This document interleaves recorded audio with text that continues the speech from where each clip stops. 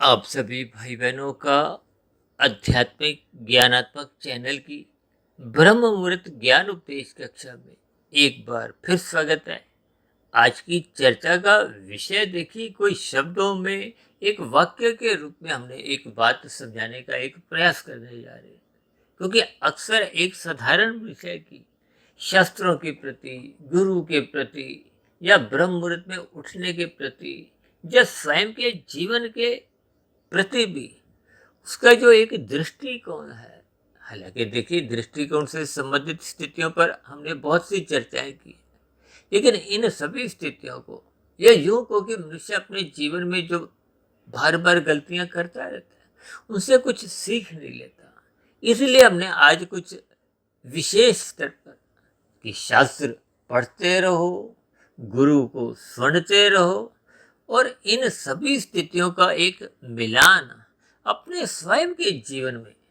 देखिए, आपका हमारा जीवन हर क्षण घटता जा रहा है। मैं तो यूं कहूंगा कि आपके हमारे जीवन में माता के गर्भ में आते ही अभी हमारा देखिए स्थूल रूप से तो अभी जन्म भी नहीं हुआ, और 9 माह 9 दिन की स्थितियों में या जितना भी एक स्थिति गर्भाकाल की होती है, उस स्थिति विशेष में भी आपकी हमारी आयु घट चुकी होती है। अब देखिए, मनुष्य जीवन का तो इतना अधिक महत्व शास्त्रों में समझाया गया है कि 84 लाख प्रकार की जोनियों में मनुष्य जोनि को छोड़कर सभी जोनियां भोग जोनि है, और नीचे की तो देखिए 80 लाख प्रकार की जोनि है। ये आपको हमें चिंतन करना चाहिए कि कुल 84 लाख प्रकार की जोनियां हैं, और 84 लाख प्रकार की जोनियों के मध्य ये जो 80 लाख का बहुत बड़ा एक आंकड़ा, ये तो नीचे की जोनियां क्या है, दंडमय जोनियां है, कष्टमय जोनि है। देखिए, प्रकृति के जो 3 गुण है, तमोगुण, रजोगुण और सतोगुण, तमोगुण को एक निकृष्ट स्थिति से, निषेध स्थिति से भी जोड़ा जाता है और पदार्थों से भी जोड़ा जाता है। देखिए, इन 3 गुणों की रहस्यमय स्थितियों पर आप प्रतिदिन ही कुछ ना कुछ ब्रह्म मुहूर्त ज्ञान उपदेश कक्षा में और शाम को संध्या बेला ज्ञान कक्षा में कुछ ना कुछ विषय संबंधित स्थितियों पर सुनते ही रहते हो, लेकिन आपके हमारे स्वयं के जीवन में कुछ सुधार दिखता नहीं। देखिए, ये बहुत ही स्पष्ट शब्दों में एक संदेश है, इस पर आपको मैं चिंतन करना चाहिए। इसीलिए तो आज हमने देखिए सभी शब्दों को तो सफेद रंग से दर्शाया, लेकिन अपने अपने शब्द को, क्योंकि हम सभी भाई बहनों के देखिए एक व्यक्तिगत खाते हैं, कर्मों के खाते, साधना के खाते। अब जैसे बैंकों में आपके हमारे खाते चलते हैं, अब आपके खाते में यदि लाख रुपए हैं तो उसका कोई लाभ दूसरे को नहीं होता। देखिए, दूसरे के खाते में 500 रुपए हैं तो उसको तो 500 रुपए की ही एक भद्रता है। देखिए, आज की वीडियो बहुत ही सरल शब्दों में मैं समझाने का एक प्रयास कर रहा हूँ, ताकि हम सभी भाई बहनों के जीवन में, देखिए, कोई 40 वर्ष का है, कोई 50 वर्ष का है, कोई 60 वर्ष का, कोई 70 वर्ष का, हम सभी अपने स्थूल शरीर की अलग अलग अवस्थाओं से गुजर चुके हैं, और इन गुजरे हुए समय की स्थितियों पर आपको हमें कुछ चिंतन करना है। इसलिए तो हमने अपने अनुभवों की स्थितियों पर एक विशेष स्तर पर देखिए 3 बिंदु लगाए हैं ना। ये 3 बिंदु का मतलब ये है कि इस पर आप चिंतन करो, मनन करो, शोध करो। देखिए, जब तक कारण शरीर में आपके हमारे संस्कारों में सुधार नहीं आता, तो फिर मनुष्य के मन बुद्धि के स्तर पर जो आपके हमारे स्थूल शरीर का संचालक है। देखिए, गीता में तो स्पष्ट शब्दों में भगवान श्री कृष्ण जी ने अर्जुन के रथ के जो 5 घोड़ों की स्थितियां हैं, देखिए 5 घोड़ों की स्थितियों का अभिप्राय संसारी 5 भोग्य विषयों से है। हम तो देखिए सरल शब्दों में 5 भोग्य विषयों से भी जोड़ते हैं, 5 ज्ञानेंद्रियों से भी जोड़ते हैं, क्योंकि 5 भोग्य विषयों का जो एक सुख, वो आपके मरी जो 5 ज्ञानेंद्रियां हैं, नाक, जिब्या, आंख, त्वचा और कान, ये 5 भोग्य विषयों का सुख भोगना चाहती है, जिसके लिए आपके हमारी जो 5 कर्मेंद्रिय हैं, हाथ पैर वाणी लिंग गोदा, ये निरंतर क्रियाशील रहती है। निरंतर क्रियाशील का अभिप्राय देखिए, एक इनके लिए हम जो प्रयास करते हैं, देखिए, जब हम शास्त्रों को पढ़ते नहीं, गुरु के प्रवचनों को सुनते नहीं, हालांकि गुरु के प्रवचन तो देखिए शास्त्रों की ही बातों को एक सरल शब्दों में समझाने का एक प्रयास करते हैं, और परमात्मा की प्रेरणा से, गुरुओं के आशीर्वाद से ये ब्रह्म मुहूर्त समय विशेष में हम जो सुबह ब्रह्म मुहूर्त ज्ञान उपदेश कक्षा की वीडियो प्रसारित करते हैं, शाम को संध्या बेला ज्ञान कक्षा के अंतर्गत कुछ साधारण स्थितियों को, संसारी स्थितियों को कुछ इस क्रम से पेश करते हैं, उन पर वीडियो बनाते हैं, ताकि बात आपके हमारे कार्य शरीर में एक विशेष सुधार की स्थितियां बनाए। अब कितने मनुष्य ऐसे हैं जिनको अपने कार्य शरीर का बोध ही नहीं, तो फिर ऐसे मनुष्यों की स्थिति देखिए स्थूल शरीर के स्तर पर ही, देखिए एक संसारी मनुष्य स्थूल शरीर के स्तर पर ही भागदौड़ करता है विषय भोगों के लिए। देखिए स्थूल शरीर के स्तर पर ही आपकी हमारी क्रियाएं कानून द्वारा भी नोट होती हैं, लिखी जाती हैं। उसी के आधार पे ही देखिए ये जो पुलिस विभाग है, न्यायालय विभाग है, इन सभी स्थितियों का संबंध आपके हमारे स्थूल शरीर से, और स्थूल शरीर के प्रति ही आप और हम भोगों के प्रति जागे हुए हैं। हालांकि भोगों के प्रति जागने से प्रकृति या कानून आपको में कोई दंड नहीं देता, लेकिन कानून की स्थितियां आपको हमें कुछ समझाती हैं, ये करो ये मत करो, यही स्थितियां शास्त्र समझाते हैं। लेकिन उन सभी स्थितियों को आप और हम सही सही करते नहीं। और दूसरी विशेष बात, यदि सही सही करते भी हैं और सारी विषय भोगों को भोगते हैं, तो ये भोग विषय आपको क्रमशः अचेत करते हैं। अचेत स्थितियों में आपका हमारा जो ज्ञान है वो अवृत होने लगता है, कमजोर होने लगता है। ये कमजोर होने का अभिप्राय क्या है कि देखिए, जब हम सात्विक स्थिति से, देखिए सत्वगुण को ज्ञान से जोड़ा जाता है, रजोगुण को क्रिया से जोड़ा जाता है, और तमोगुण को पदार्थों से जोड़ा जाता है बिना ज्ञान के। क्योंकि देखिए ये जो हमने लिखा है ना, गुरु को सुनो, ये गुरु भी तो शास्त्रों की बातों का ही वखान करते। गुरु का अभिप्राय देखिए मायातीत महापुरुषों से होता है, जो आध्यात्मिक स्थितियों को पूर्ण रूप से जान चुके हैं। और मैं तो अपने बारे में बार बार समझाता रहता हूँ कि मात्र मेरी स्थिति एक आध्यात्मिक मित्र के समान समझो। अक्सर मेरे संबोधनों में, एक लिखने में भी, मैं आपका आध्यात्मिक मित्र बोलने में और लिखने में, संबोधन में, इन सभी स्थितियों को आपने महसूस किया होगा। यानी कि हम सभी भाई बहन कहीं ना कहीं प्रकृति के 3 गुणों से कम अधिक बंधे रहते हैं। ये 3 गुण नित्य बने रहते हैं, तमोगुण, रजोगुण और सत्वगुण।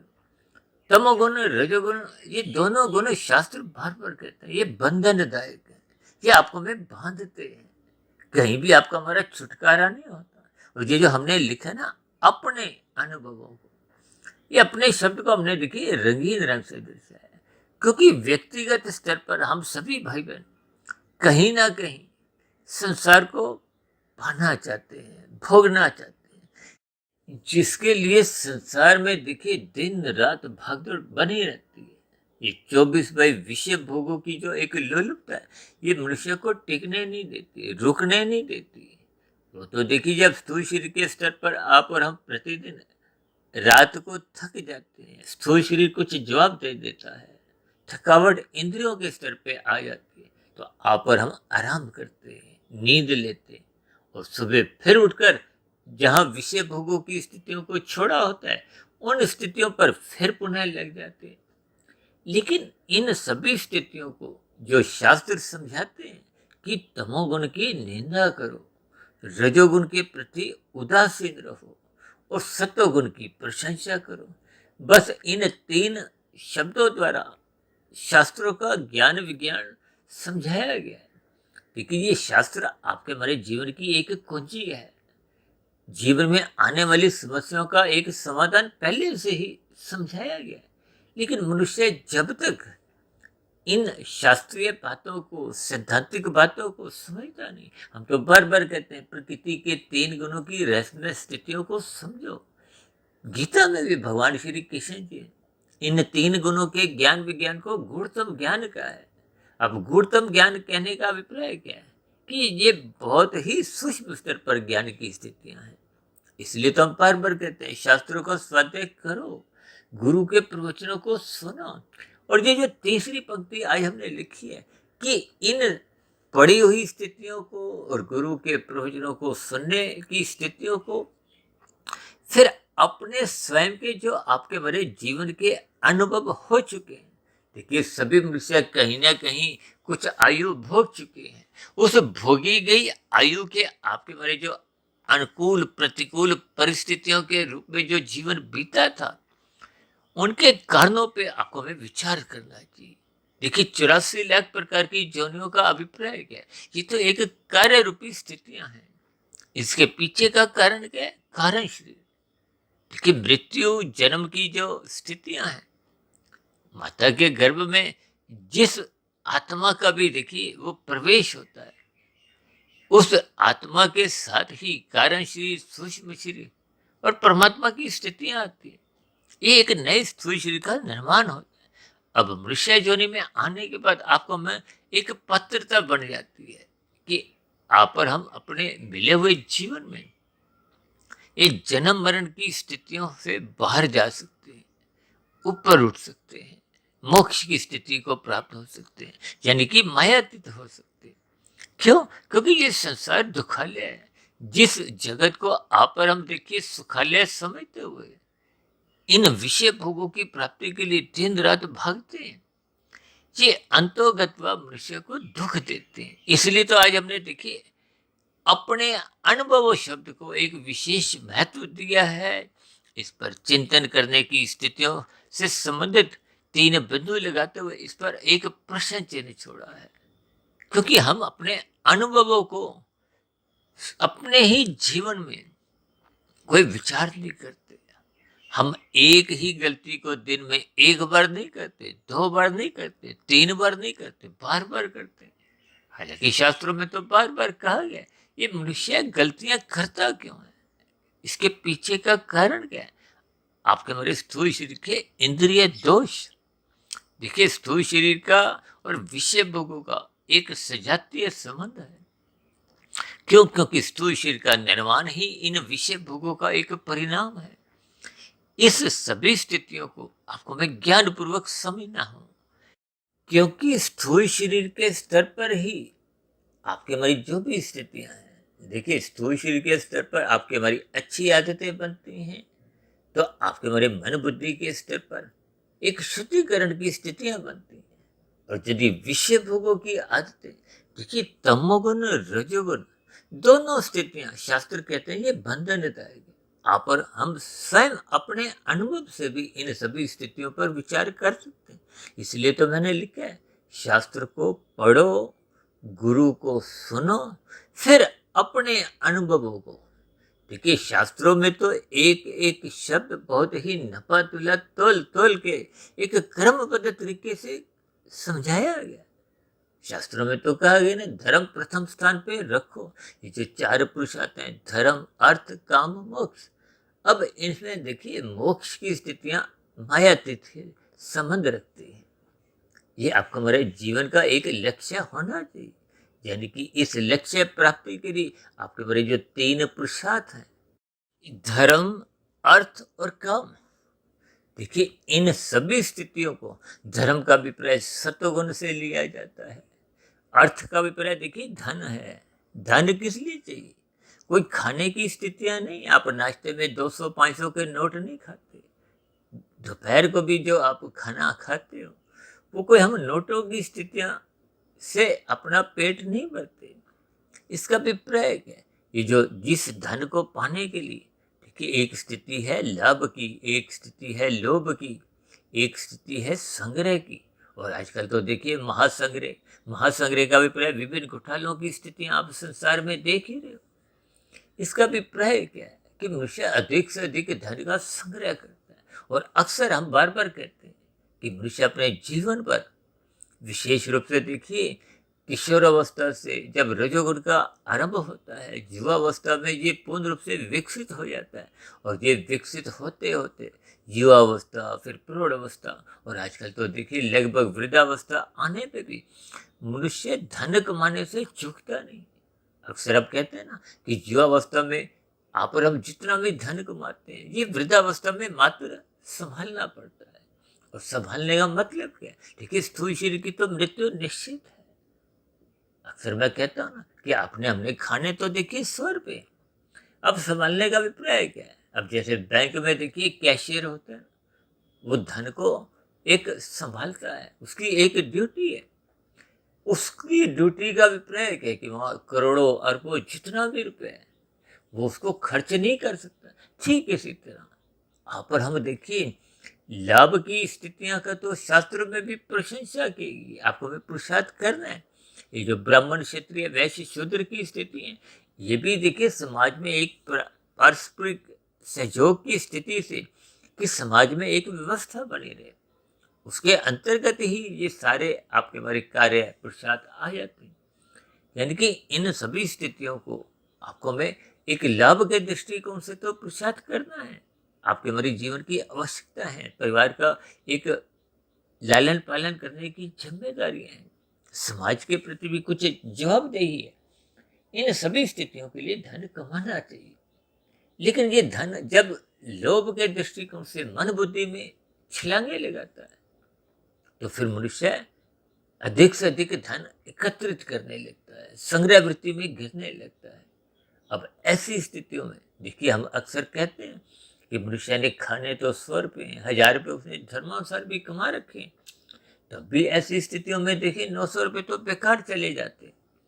लेकिन मनुष्य इस ज्ञान विज्ञान को समझे बिना 1000, 2000, 5000, 10 लाख, करोड़, देखिए इन सभी संकेतों को मात्र आपने इशारा समझना है, आपने जीवन की स्थितियों में झांकना है। ये अनुभवों का मतलब ही है। देखिए, हम रात को सोने से पहले भी दिन भर की स्थितियों पर कुछ कभी कभी विचार करते हैं। देखिए, अनुकूल प्रतिकूल परिस्थितियां जैसी जैसी आपके हमारे जीवन में आती हैं, तो प्रतिकूल परिस्थितियां सदा ही कुछ ना कुछ विचार करने पे आपको हमें मजबूर करती है। हालांकि अनुकूल परिस्थितियों पे तो मनुष्य कोई विचार करता नहीं। हालांकि अनुकूल परिस्थितियां भी सदा रहती नहीं। चाहे कोई प्रधानमंत्री हो, राष्ट्रपति हो, बड़े से बड़ा उद्योगपति हो, खेल जगत का नामी गिनामी खिलाड़ी हो, या फिल्मी जगत का सुपरस्टार, सबके जीवन में अनुकूल प्रतिकूल परिस्थितियां आती हैं। इनका आधार देखिए कर्मों की स्थितियां हैं। ये सभी स्थूल शरीर के स्तर को प्रभावित करते हैं। लेकिन सूक्ष्म शरीर और कार्य शरीर की अलग अलग स्थितियां हैं जिन पर मनुष्य विचार नहीं करता। देखिए, स्थूल शरीर के स्तर पर आपको हमें कानून का पालन करना है। इसका अभिप्राय क्या है? जैसे आप स्थूल शरीर के स्तर पर यातायात के नियमों का पालन करते हो। अक्सर हम कहते हैं लाल बत्ती पे रुको, हरी बत्ती पे ही चलो, यानी कि कानून का पालन करो, अपने कर्तव्य कर्म का पालन करो। देखिए, दूसरे की हरी बत्ती उसका अधिकार है। जैसे आप हरी बत्ती पे चले थे, अब लाल बत्ती पे रुकना आपका हमारा एक दायित्व है, कर्तव्य है, जिम्मेदारी है। देखिए, स्थूल शरीर के स्तर पर यदि आप भागते हो तो कानून का उल्लंघन होते ही आपका हमारा चालान कटता है।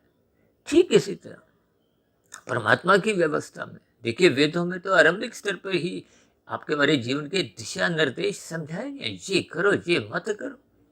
करने की स्थितियों का अभिप्राय विधि विधान द्वारा विहित कर्म करने की कुछ स्थितियां हैं।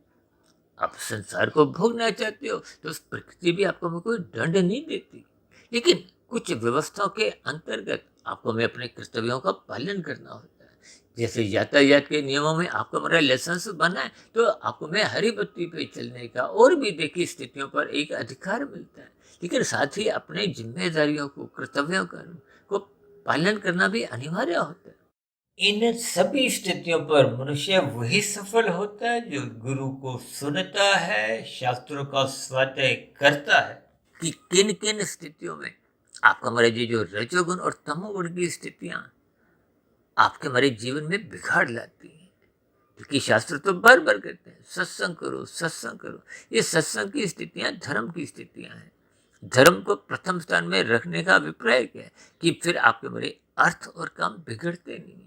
ये अर्थ धन अधिक से अधिक मनुष्य कब कमाने के लिए एक बाध्य हो जाता है, जब उसकी इच्छाएं बढ़ती जाती है। आज पदार्थों की दुनिया है, लोगों की जो एक शॉपिंग है, खरीदा खरीदी है, या पदार्थों का संग्रह है, या आपकी हमारी जो दिनचर्या है, वो जब बिगड़ने लगती है तो वो बिगड़ी हुई दिनचर्या, अमर्यादित विषय भोग, ये 24/7 की स्थितियां आपको में बाध्य करती है, मजबूर कर देती है कि अधिक से अधिक धन कमाओ। ये अधिक से अधिक धन कमाने में ही आपका, हमारा देखिए, कानून का उल्लंघन भी कब होने लगता है मनुष्य को बोध नहीं रहता। इसी तरह शास्त्रों के अनुसार भी आपका हमारा फिर वो जीवन संतुलित नहीं रहता, अनुशासित नहीं रहता, एक व्यवस्थित नहीं रहता। तो उसमें विभिन्न स्थितियां, यानी कि मनुष्य निषेध स्थितियों में कब गिरने लगता है। देखिए भागवत पुराण में तो स्पष्ट शब्दों में समझाया गया कि धूत कीड़ा, मद्यपान, स्त्री संग, हिंसा और अनीतिगत कार्यों से कमाया गया धन, इन स्थितियों से बचो, दूर रहो। भगवत पुराण की चर्चाओं में तो इन 5 स्थितियों पर विशेष रूप से चर्चाएं होती है। मनुष्य इन सभी स्थितियों को सुनता है, इन पर विचार नहीं करता, जिसके फलस्वरूप उसकी दिनचर्या एक व्यवस्थित नहीं होती, अनुशासित नहीं होती, इस ज्ञान विज्ञान को समझता नहीं है, जिसके फलस्वरूप मनुष्य अनीतिगत कार्य कब कितने करने लगता है। आज मनुष्य इन 5 निंदनीय स्थानों का संग करने से कोई लज्जा महसूस नहीं करता, जिसके फलस्वरूप आपके हमारे पाप कर्मों का क्रमशः बढ़ता जाता है, बिगड़ता जाता है। और कर्मशः के आधार पे ही स्थूल शरीर के मरने पे जो अगली जोनी की स्थिति है, आधार है, वो उस बने हुए कर्मशय के आधार पे होती है। और क्योंकि 84 लाख प्रकार की जोनियों में 80 लाख प्रकार का आंकड़ा आपको भी सोचने पे एक भद्य करता है, लेकिन मनुष्य इन सभी स्थितियों को ज्ञानपूर्वक समझता नहीं। अक्सर एक साधारण मनुष्य में कुछ ऐसा भ्रम भी रहता है कि मनुष्य मरने के बाद पुनः मनुष्य जोनि में ही जन्म लेता है, जबकि नीचे की जितनी भी जोनियां हैं, अब नीचे की तो देखिए कितनी ऐसी जोनियां जिनके नाम सुनकर आप और हम भयभीत होते हैं। उन जोनियों में भी जितने भी जीव हैं, वे सभी जीव भी कभी ना कभी मनुष्य जोनि में ही थे। उन्होंने भी शास्त्रों को पढ़ा नहीं था, गुरु के प्रवचनों को सुना नहीं था, और अपने स्वयं के अनुभवों से भी कोई सीख नहीं ली। देखिए जब हम अपने अनुभवों से सीख लेते हैं, अब देखिए ना, आपका हमारा बचपन अवस्था बीत गया, किशोर अवस्था बीत गया, युवा अवस्था बीत गया, प्रौढ़ अवस्था बीत गया। अभी कुछ दिन पहले हमने एक वीडियो बनाई थी ना, जागो के ऊपर, बुढ़ापा की स्थितियों में अंतिम पड़ाव, अंतिम स्टेशन से संबंधित कुछ उस पर विचार रखे थे। इसका अभिप्राय ये है कि आपको मैं अपने बीते हुए समय का, बीती हुई उम्र की जो एक स्थितियों का आपको में चिंतन करना चाहिए, क्योंकि वर्तमान समय में जो जो परिस्थितियां आपको में मिलती हैं, वो भी पहले के किए गए प्रारब्ध का या वर्तमान जीवन में बोए गए कर्म रूपी बीजों का ही एक परिणाम होता है। देखिए स्थूल शरीर के स्तर पर हम जैसे जैसे कर्म करते हैं, उसी का ही कर्माशय बनता है, और मानसिक स्तर पर हम जैसा जैसा चिंतन करते हैं, उसके संस्कार बनते हैं। अक्सर हम समझाते हैं ना कि जब हम लाल बत्ती पे रुकते हैं स्थूल शरीर के स्तर पर, भले ही आप और हम चलान से बच जाते हैं, लेकिन कभी कभी मन में विचार बार बार छलांगे लगाते हैं, भागो भागो। तो फिर वो जो भागने की स्थितियों के जो बुरे संस्कार हैं, वो निरंतर जब आपके हमारे जीवन में कुछ माह तक बने रहते हैं, तो वो संस्कार रूप में कार्य शरीर में पहुंच जाते हैं, और फिर कार्य शरीर में पहुंची हुई स्थितियां, संस्कार, स्वभाव, फिर वो पुनः मन बुद्धि को बाध्य कर देते हैं। इस ज्ञान विज्ञान को आपको हमें समझना होगा। इसीलिए तो हमने अपने अनुभवों पर एक विशेष दृष्टि डाली है।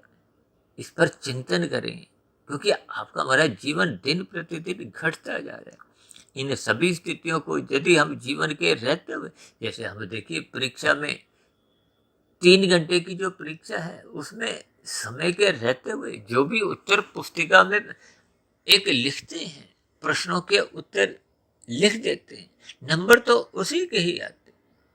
और इसी तरह आपका हमारा जैसा कर्माशय बनता है, वो कार्य शरीर की स्थितियां ही अगली जोनि का निर्धारण करती है। क्योंकि स्थूल शरीर की मृत्यु तो सबकी ही एक निश्चित है। जिनकी भी मृत्यु हो चुकी है, क्योंकि मरने के बाद अगले जन्म की स्थितियां होती हैं। आप भाई बहनों को हो सकता है ध्यान हो लगभग 4 वर्ष पहले हमने एक वीडियो बनाई थी, मनुष्य के मरने के बाद का अगला जन्म। उस पर हमने कर्मश्य संस्कारों की स्थितियों को विशेष स्तर पर समझाया था, 3 शरीरों की स्थितियों को विशेष स्तर पर समझाया था। लेकिन वो वीडियो बहुत ही लंबी, लगभग 3 घंटे की थी। उन सभी स्थितियों को जब मनुष्य ज्ञानपूर्वक सुनता है, पढ़ता है, उस पर विचार करता है। देखिए, सुनना अच्छी बात है, पढ़ना भी अच्छी बात है, लेकिन इन सभी स्थितियों के बाद उस पर आपको में चिंतन करना होता है, क्योंकि लिया हुआ ज्ञान भी देखिए कमजोर पड़ने लगता है। वो टिकता तभी है जब हम उस पर चिंतन करते हो। अक्सर हम बार बार कहते हैं कि श्रद्धा पूर्वक सत्संग करो, क्योंकि बेमन से किए गए सत्संग का तो पुनः चिंतन संभव ही नहीं। अब जो बच्चे देखिए कक्षा में पढ़ते नहीं है, ध्यान इधर उधर होता है, तो फिर ऐसे विद्यार्थी घर आकर भी पढ़ते नहीं है। तो भले ही वो देखिए जब एक डेट शीट, एक परीक्षा की आ जाती है, तो कुछ थोड़ा सा मनुष्य सावधान हो जाता है, विद्यार्थी सावधान हो जाते हैं। लेकिन ये सभी स्थितियों का अभिप्राय क्या है कि जब जब आपके हमारे जीवन में कुछ अंतिम स्थितियां बनती हैं, तो उस समय विशेष में यदि आप और हम सावधान हो भी जाते हैं, तो उन सभी स्थितियों में आपको में कोई विशेष लाभ मिल नहीं पाता। अब देखिए ना, 3 घंटे का पेपर है, 2 घंटे 55 मिनट बीत गए, तो अंतिम 5 मिनट की स्थितियों में आप और हम कोई विशेष सुधार अपने उत्तर पुस्तिका में ला नहीं सकते। इसका अभिप्राय क्या है कि समय के रहते आपको में अपने जीवन में सात्विक स्थिति मजबूत करनी चाहिए। ये सात्विक स्थिति मजबूत तभी होती है जब आप सत्वगुण का संग करते हो, गुरु के प्रवचनों को सुनते हो, शास्त्रों का स्वाध्याय करते हो, ब्रह्म मुहूर्त में उठते हो, अपने बीते हुए जीवन के पलों पर एक विचार करते हो, जहाँ जहाँ जो जो आपने हमने गलतियां की थी उनमें सुधार लाते हो। ये सभी स्थितियां आपके हमारे स्थूल शरीर के स्तर पर आदतों में भी सुधार लाता है, फिर मन बुद्धि के स्तर पर विचारों में सुधार आने लगता है। ये निरंतर स्थितियां जब आपके हमारे जीवन में सात्विक बनने लगती है, तो आपका हमारा कर्माशय भी सुधरने लगता है, अच्छे संस्कार बनने लगते हैं। अच्छे संस्कार बनने पे ही आपके हमारी फिर धीरे धीरे कर्म योग, ज्ञान योग, भक्ति योग की स्थितियां क्रमशः अग्रसर होती है, बढ़ने लगती है, जो आपके हमारे जीवन की एक शुद्ध कमाई है। तो इन सभी स्थितियों को ज्ञानपूर्वक समझते हुए हम सभी भाई बहनों को अपने जीवन में इन सभी स्थितियों को ज्ञानपूर्वक समझना होगा, ताकि आपका हमारा मिला हुआ जीवन भौतिक स्तर पर भी सफल हो और आध्यात्मिक स्तर पर सार्थक हो। सार्थक का मतलब ये है कि आप और हम देखिए अपना कार्यशील बिगड़ने नहीं दें, कम से कम आपको में पुनः मनुष्य जो नहीं अवश्य ही मिले, ताकि आपके हमारी जो आध्यात्मिक उन्नति की स्थिति है वो निरंतर अग्रसर हों, और मनुष्य ये जो तामसी निंदनीय कष्टमय जोनियां हैं, इन स्थितियों में अधोगति की स्थितियों में गिरने से भी बच जाए। और ये तभी संभव होता है जब आप और हम अपने रजोगुण को सत्वगुण की लगाम से मर्यादित रखते हैं, जैसा कि स्वयं भगवान श्री कृष्ण जी ने अर्जुन के रथ के 5 घोड़ों की लगाम को अपने हाथ में रखते हुए एक ज्ञान उपदेश दिया। इन सभी स्थितियों पर आपको हमें चिंतन करना है, विचार करना है। इसलिए हमने जो अनुभवों की स्थितियों को एक विशेष स्तर पर दर्शाया है, ताकि हम सभी भाई बहन अपने अपने जीवन के बीते हुए पलों की स्थितियों पर एक विचार करें, उन स्थितियों को गुरु की बातों से, शास्त्रों की बातों से थोड़ा मिलान करें, और अपने जीवन में सकारात्मक परिवर्तन लाते हुए अपने जीवन की दिशा को सात्विक बनाएं, परमात्मा की ओर ले जाएं। क्योंकि भौतिक जगत में जितने भी सुख हैं, वो सभी के सभी सुख एक समय विशेष के बाद, अक्सर हम देखिए तामसी सुखों को, स्थूल शरीर के स्तर के सुखों को तो क्षणिक शब्द के साथ जोड़ते हैं। ये कोई लंबे सुख नहीं देते, जैसे रसगुल्ले का सुख है। ये सभी स्थितियां को आपको में ज्ञान पूर्वक समझना है। और जितने भी ये जो राशि सुख है, चाहे संसार में मान प्रतिष्ठा के ही एक सरकारी पदों की, या और भी देखिए संसारी उपलब्धियों की स्थिति, ये आपको हमें अल्पकालिक सुख देते हैं, देर सवेर ये छिन जाते हैं। इन सभी स्थितियों को जैसे जैसे आप ज्ञानपूर्वक चिंतन करोगे तो फिर आपका इन संसारी 5 भोग्य विषयों से सहज ही ज्ञानपूर्वक वैराग्य होने लगता है। ये ज्ञानपूर्वक वैराग्य की स्थिति ही आपको में परमात्मा की ओर सम्मुख करती है, गुरु की ओर सम्मुख करती है, शास्त्रों की ओर सम्मुख करती है, ब्रह्म मुहूर्त में उठने की एक प्रेरणा देती है, प्रोत्साहित करती है। जब ये सभी स्थितियां निश्चित रूप से आपके हमारे जीवन में अपना स्थान ग्रहण करने लगती है तो आपके हमारी आध्यात्मिक उन्नति के दरवाजे खुलने लगते हैं। तो ऐसी सभी शुभ सात्विक स्थितियां आपके हमारे जीवन में भी बनने लगे। इन्हीं शुभकामनाओं के साथ चर्चा विशेष को अब यहीं विश्राम देते हैं। शाम को फिर मिलते हैं संध्या बेला ज्ञान कक्षा में। तब तक आप अपने आध्यात्मिक मित्र सुधीर भाटिया फकीर को इजाजत दें। फिर भी वीडियो संबंधित कोई बात आपको समझ नहीं आई हो, कही गई बातों पर आपकी कोई तर्क संगत प्रश्न हो या आपकी कोई आपत्ति हो, शिकायत हो, तो नीचे दिए गए कमेंट्स बॉक्स पर या प्रश्नोत्तर ज्ञान कक्षा में आपके प्रश्नों का, सुझावों का और शिकायतों का सदा ही स्वागत है। इस चर्चा विशेष को ध्यानपूर्वक, धैर्यपूर्वक, गंभीरतापूर्वक सुनने के लिए आप सभी भाई बहनों का बहुत बहुत धन्यवाद।